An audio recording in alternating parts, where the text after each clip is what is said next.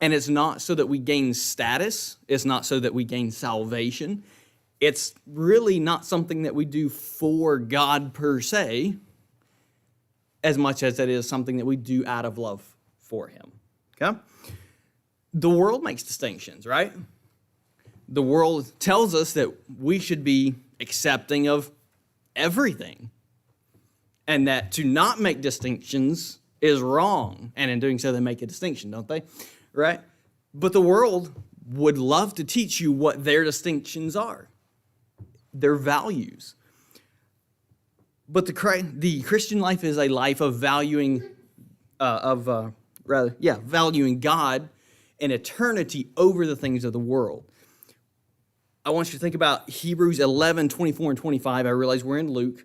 But it says, by faith, Moses, when he was come to years, refused to be called the son of Pharaoh's daughter, choosing rather to suffer affliction with the people of God than to enjoy the pleasures of sin for a season. Moses chose the things of God over the things of the world. If you think about distinction in Webster's dictionary, there's several definitions, and there's three main things I want to really look at here. A difference made. That's a difference in reality, right?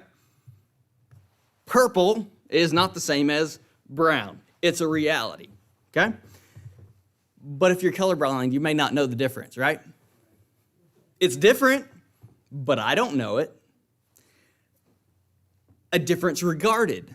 That's a difference that I know about, whether I act it or not, okay? How many times have you been in a situation where I know there's a difference between this and that, but you know what? My actions don't reflect it. Sometimes my thoughts don't reflect it. And then there's discernment and judgment. That is when our actions reflect. We want to see the difference in reality. We're going to see the difference in kind or quality, in our understanding, and then a difference where we act like it's different. Luke chapter number 18, we're actually going to back up. Verse number 1. Luke 18:1, and it says, and he, that's Jesus, spake a parable unto them to this end, that the men ought always to pray and not to faint. Interpretation, that men ought to pray, not to faint. I want to see a different application here, and that is this. Verse 2, saying, there was in a city a judge which feared not God, neither regarded man. So, the distinctions that God's made, this man did not care about. He does not. He said within himself, though I fear not God, nor regard man, yet because this widow troubleth me, I will avenge her, lest by her continual coming she weary me. And the Lord said, hear what the unjust judge saith. And shall not God avenge his own elect, which cry day and night unto him, though he bear long with them? I tell you that he will avenge them speedily. Nevertheless, when the Son of Man cometh, shall he find faith on earth?